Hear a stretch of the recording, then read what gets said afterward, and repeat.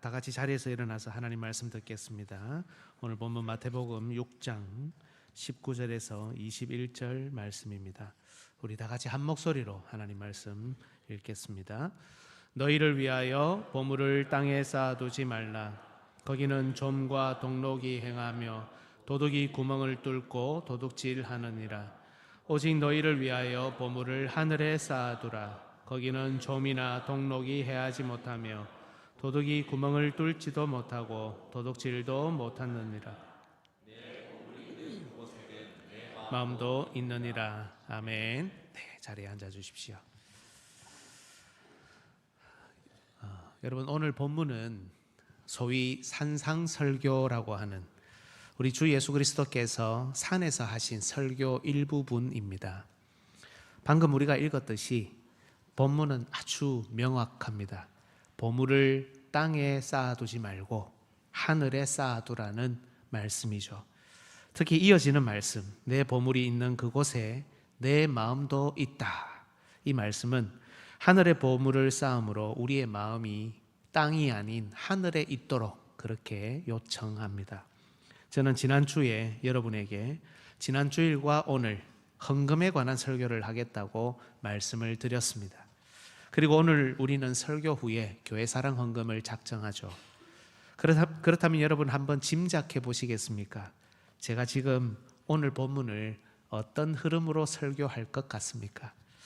교회 오래 다니셨기 때문에 우리 교회에 지금 이런 일이 있다. 그리고 본문을 이걸 잡아서 목사님이 설교를 이렇게 한다.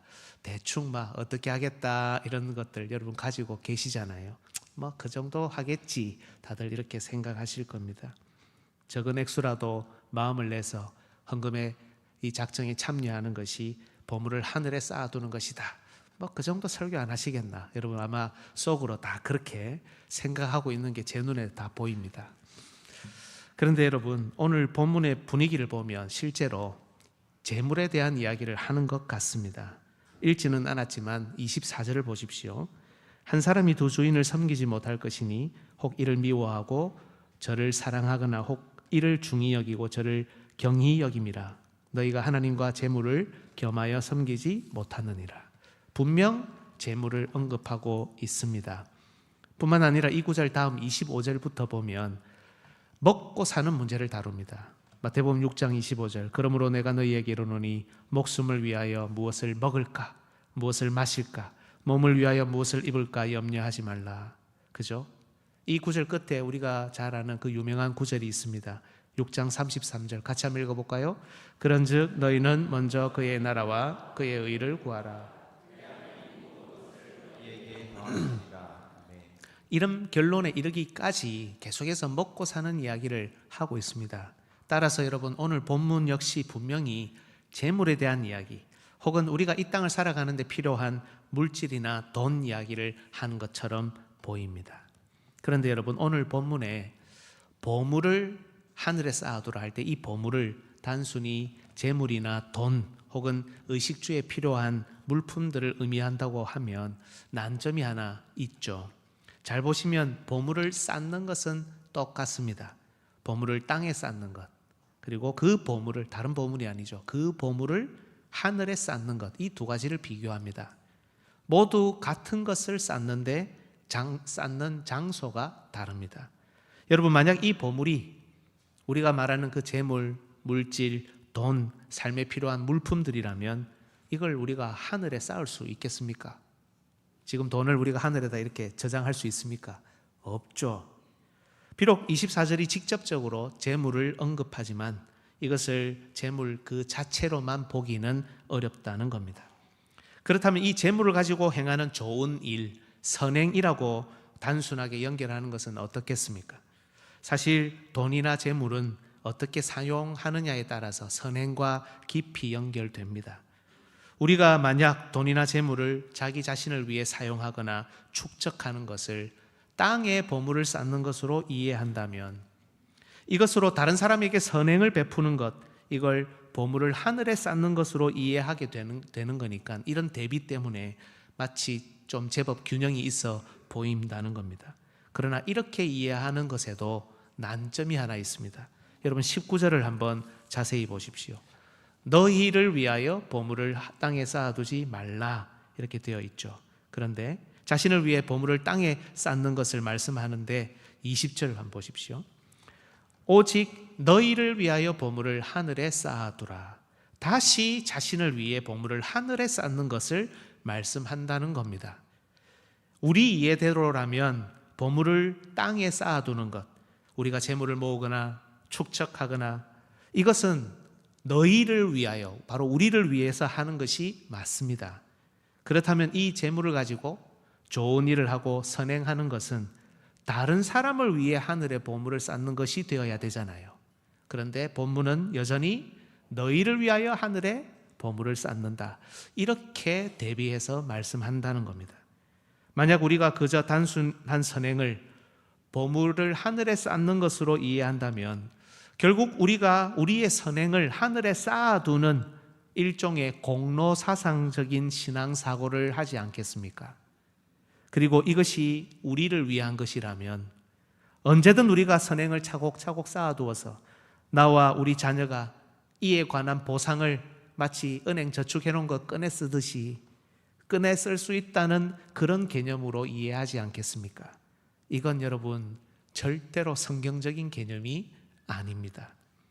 여러분 이 두 구절을 보시면 보물을 쌓아두는 장소라는 조건만 다를 뿐이지 사실 다른 모든 조건은 똑같습니다.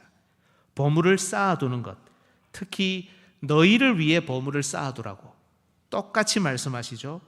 그런데 쌓는 장소가 땅과 하늘, 하늘과 땅이라는 것만 다르고 나머지 조건은 다 똑같습니다.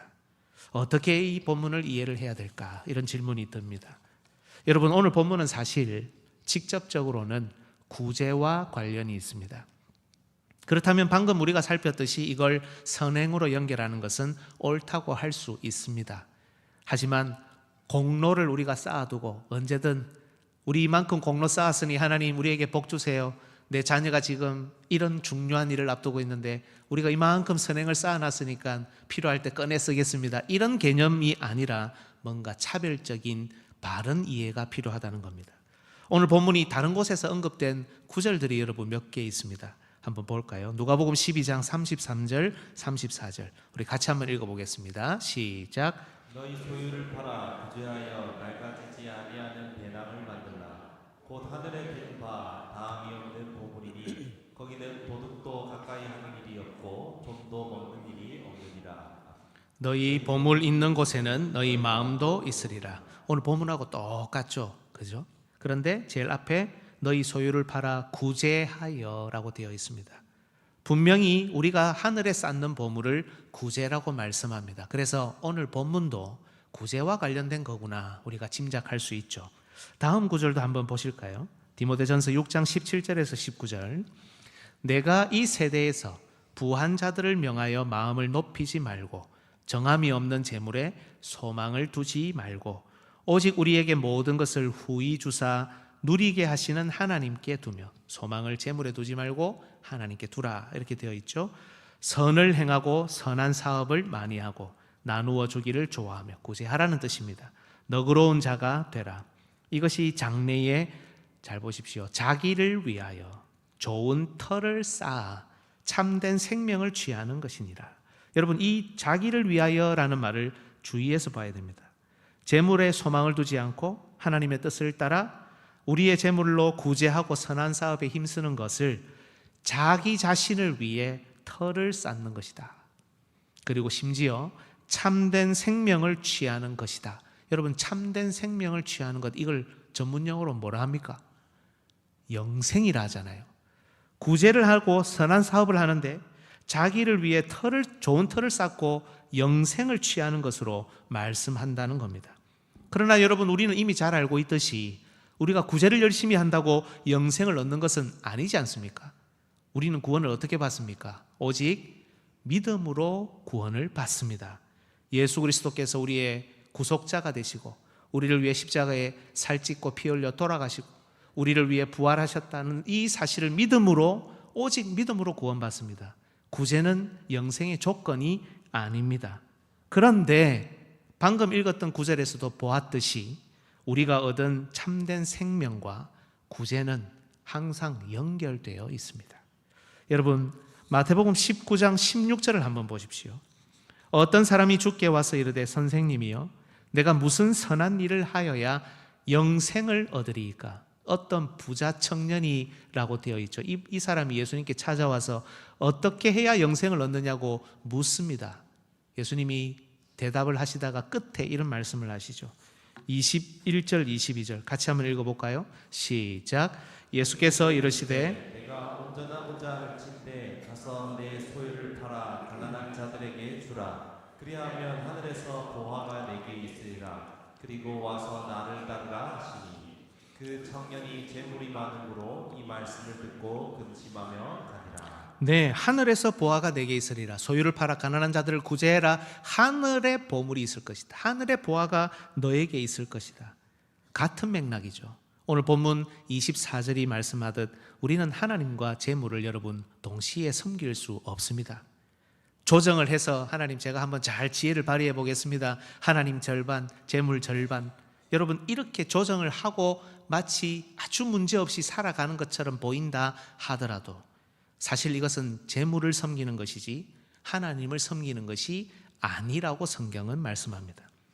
비록 구제가 우리에게 구원을 주는 것은 아니지만 만약 우리가 구원받은 백성이라면, 그래서 이 땅에 소망을 두지 않고 하늘에 소망을 두고 사는 사람이라면 감사함으로 우리가 가진 것으로 선을 베풀고 연약한 자들을 돌보며 살게 되어 있다는 겁니다.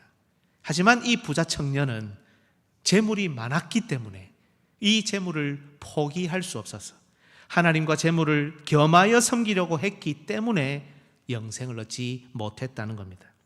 여러분 성경을 보면 이렇게 영생과 구제, 하나님을 섬기는 것과 구제, 구원의 결과로 연결되어 있다는 것, 이것을 우리가 볼 수 있습니다. 오늘 본문도 마찬가지죠. 특히 여러분 본문이 직접적으로 구원의 증거로서의 구제와 연결되어 있다는 것은 본문 6장의 전체 문맥으로도 알 수 있습니다. 여러분 성경을 펴서 6장 1절을 한번 보십시오. 6장 1절을 보시면 사람에게 보이려고 그들 앞에서 너희 의를 행하지 않도록 주의하라. 그리하지 아니하면 하늘에 계신 너희 아버지께 상을 받지 못한다. 사람에게 보이는 의가 아니라 하나님 앞에서 제대로 하라는 그런 말을 하려고 하죠. 그러면서 2절 보면 어떤 내용이 나옵니까? 주제가 뭡니까? 구제죠. 2절에 보면 구제가 4절까지 언급이 됩니다. 그리고 난 다음에 여러분 5절을 한번 보십시오. 5절 보시면 주제가 뭡니까? 기도죠. 구제를 다뤘는데 그 다음에 다루는 게 예수님이 기도를 다루고 있습니다. 그렇다면 여러분 이 기도는 15절까지 이어지는데요. 16절 한번 더 보십시오. 여러분 주제가 뭡니까? 금식이죠. 사실 금식은 뭐하고 연결되어 있습니까? 기도하고 연결되어 있습니다. 그죠? 그 다음에 오늘 본문 19절에 보물을 하늘에 쌓아두는 것, 이게 구제라고 하니까 그러면 6장은 구조가 어떻게 되어 있냐면 구제, 기도, 그 다음에 이어서 기도, 금식이죠. 구제, 이렇게 대칭 구조로 지금 예수님께서 구제와 기도에 관한 다양한 특징들을 우리에게 알려주신다는 겁니다. 그렇다면 여러분 오늘 본문을 좀 더 명확하게 이해하기 위해서는 6장 1절 전반부에 나오는 구제에 관해서 예수님이 뭘 말씀하셨는지 보면 되겠죠. 6장 1절부터 한번 다시 보겠습니다. 1절에서 4절까지 저하고 여러분이 교독합니다. 제가 먼저 봉독합니다. 사람에게 보이려고 그들 앞에서 너희 의를 행하지 않도록 주의하라. 그리하지 아니하면 하늘에 계신 너희 아버지께 상을 받지 못하느니라.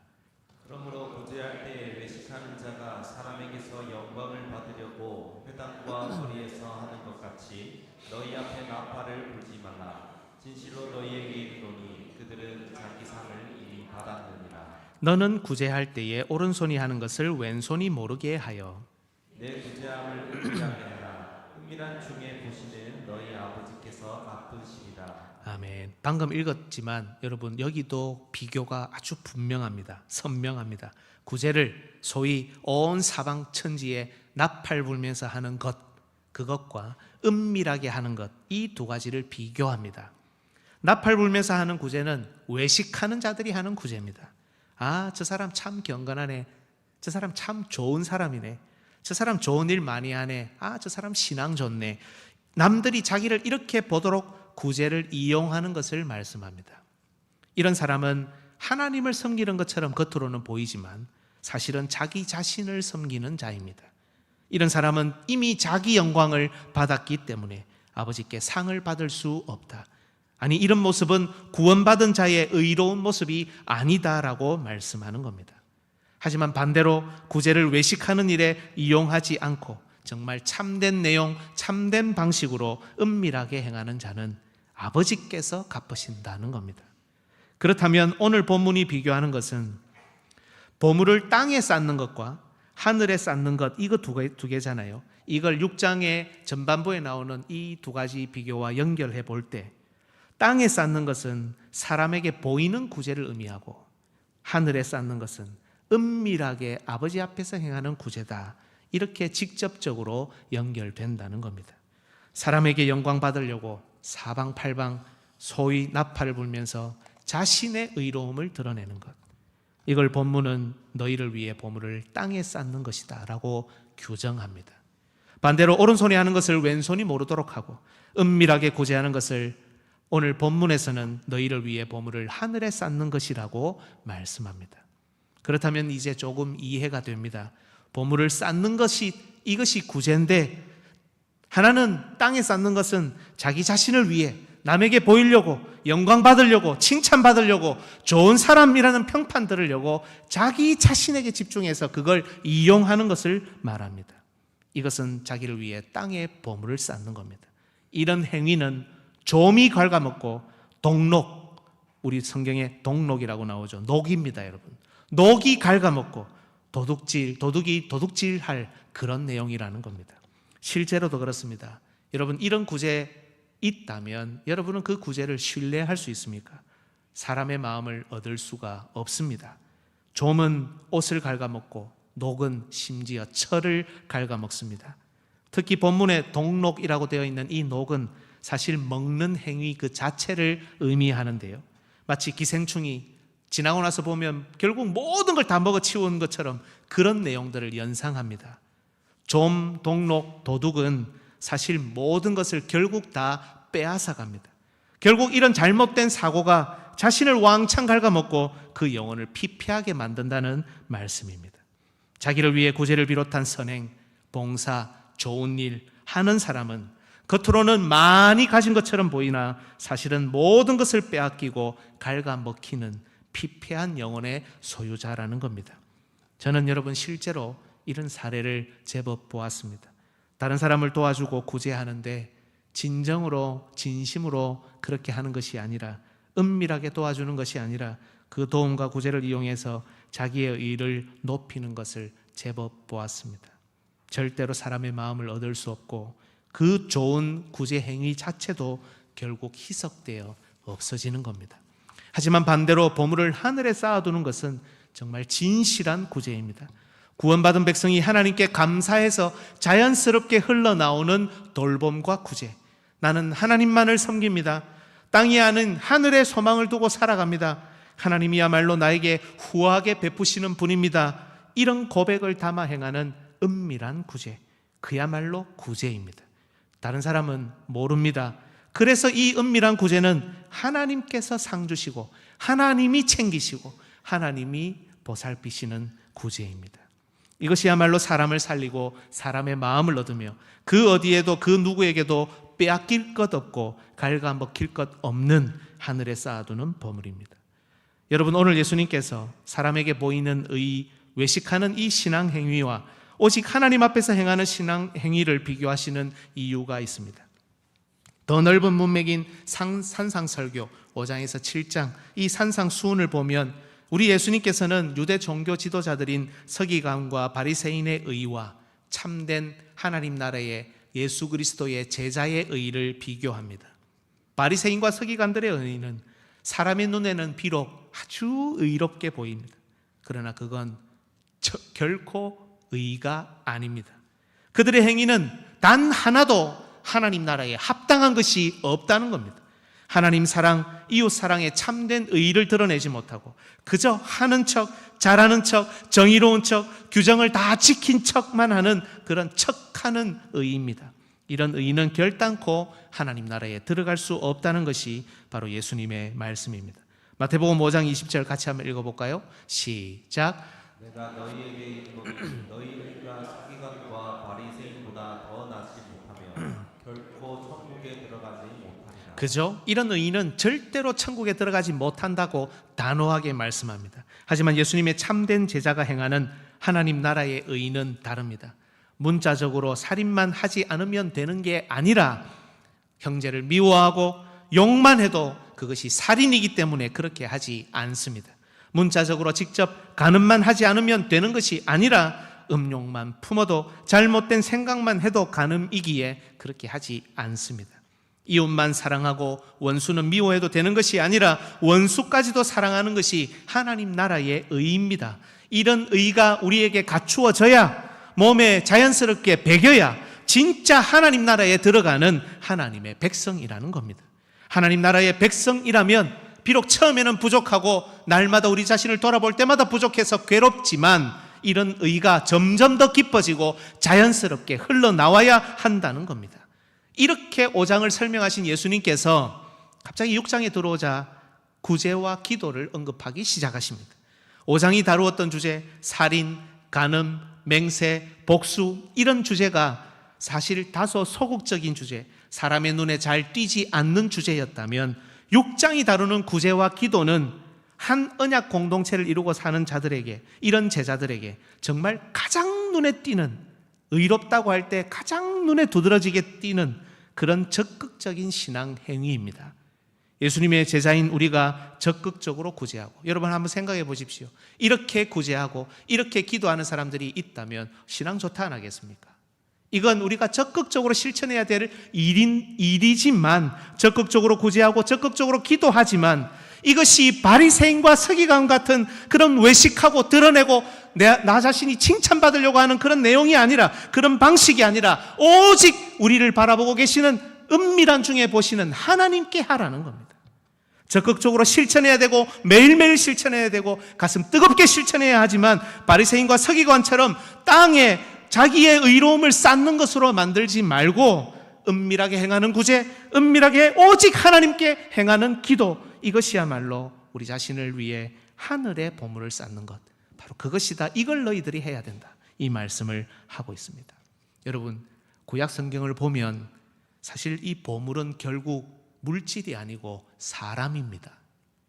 구약에 보석들이 많이 나오죠. 제가 예전에 한번 말씀드렸는데요. 여러분, 이 보물, 이 보석은 그저 물질로만 기능하지 않습니다. 하나님께서 친히 구속하신 이스라엘 백성을 향해서 뭐라고 하셨습니까? 너희는 나의 보배로운 백성, 보배로운 소유다. 너희들이야말로 나의 보물이다. 하나님이 그렇게 말씀하셨습니다.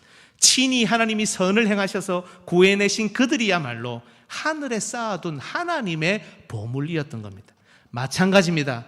주 예수 그리스도께서 친히 행하신 착한 일, 이 선행으로 말미암아 구해낸 우리야말로 그리스도께서 아버지 앞에 쌓아놓고 계시는 보물들입니다. 좀이나 동록이 갉아먹지 못하고 도둑과 같은 사탄마귀가 절대로 빼앗아갈 수 없는 하늘에 쌓인 보물이 바로 우리들이라는 겁니다. 그리고 이제 우리는 그리스도의 뒤를 따라 우리가 가진 물질을 비롯해 모든 것을 사용해서 이 세상이 짐작하지도 못하게 은밀하게 사람들을 돕고 구제하며 살려나갑니다. 은밀한 구제, 이것은 정말 사람의 마음을 엽니다. 이 땅에서 먹을 것이 없어 죽어가는 영혼들, 어려움에 빠진 영혼들, 근심과 걱정, 염려와 슬픔으로 아파하는 영혼들, 여러분, 그들에게 행하는 구제는 그저 그들에게 손 한 번 내민 것이 아닙니다. 이것은 그들의 마음을 열어 복음을 받아들이게 하는 힘이 있습니다. 이렇게 그들의 마음을 열고 그들의 마음을 얻으며 이렇게 그들을 살리니 이것이야말로 우리가 이 보물들을 하늘에 하나 둘씩 쌓아가는 방식입니다.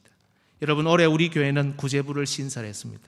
그리고 여러 방면으로 어려운 분들을 더 많이 도우려는 노력을 시작했습니다.